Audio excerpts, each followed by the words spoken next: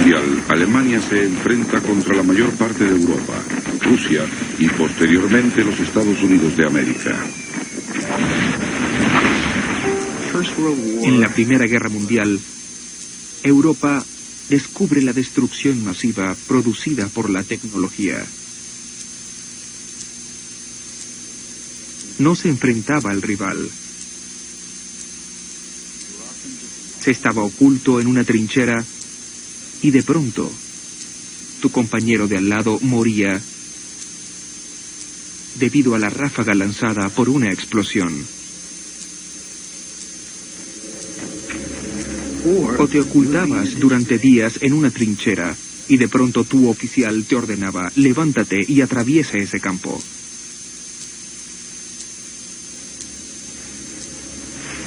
La guerra dura mucho más de lo previsto. Los días se convierten en meses y los meses en años.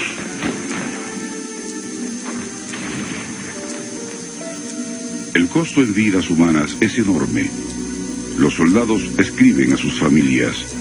La vista era horrenda.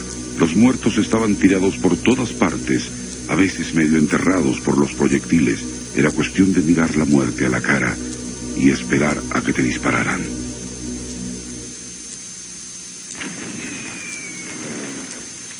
A principios de la guerra, un psicólogo inglés llamado Charles Myers, destinado al frente, observa que los soldados salen de las trincheras con síntomas misteriosos.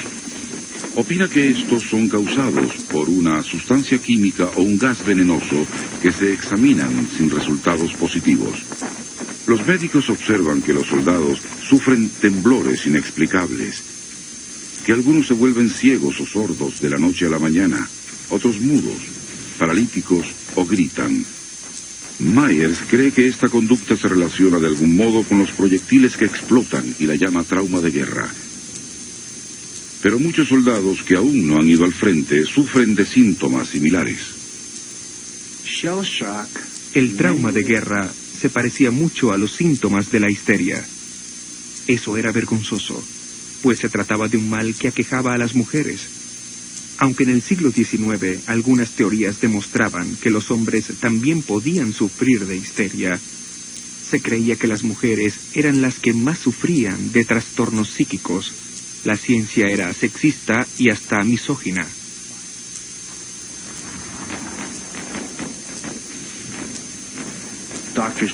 Los médicos intentaron buscarle otro nombre para evitarle a los soldados la vergüenza de que los llamaran histéricos.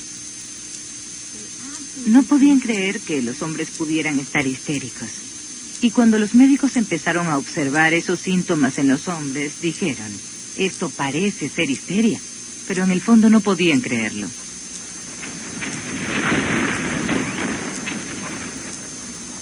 Se recurrió a una serie de apelativos para describir la histeria masculina: neurosis de guerra, neurosis por estar enterrado vivo, crisis del soldado. 80.000 soldados sucumbieron ante ella en el transcurso de la guerra. Los médicos militares intentaron hallar una explicación física del fenómeno, alguna prueba de afecciones del sistema nervioso o de lacras hereditarias. Al no encontrar nada, la única explicación posible era la cobardía. Muchos oficiales consideraban que esos soldados fingían estar enfermos y que debían someterse a una corte marcial y ser fusilados, como de hecho muchos de ellos lo fueron.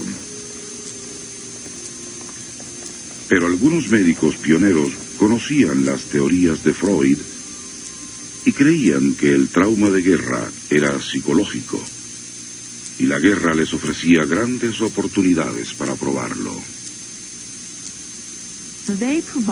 Les proporcionó un extraordinario material de experimentación. Los médicos estaban al mismo tiempo asombrados y fascinados. Y reconocieron que tenían la oportunidad de estudiar de cerca los conflictos sobre los cuales había escrito Freud en una muestra muy amplia de la población.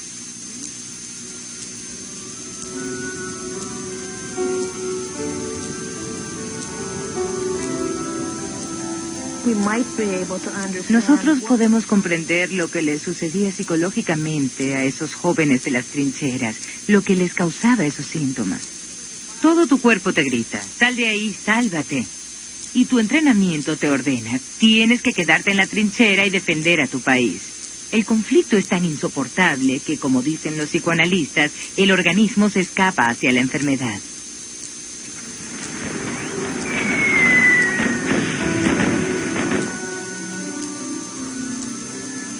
El trauma de guerra es el lenguaje corporal de la impotencia.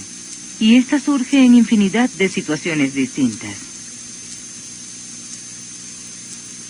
Uno puede ser poderoso, pero encontrarse por muchos motivos en una situación de impotencia para expresar los sentimientos. Y el organismo transforma esos sentimientos en síntomas.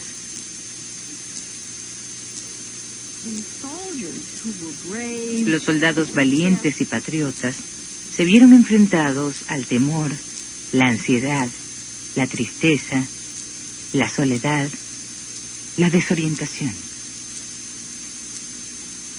Todos esos sentimientos nuevos para ellos y que la sociedad consideraba que no eran dignos de un hombre y no podían expresar esos sentimientos.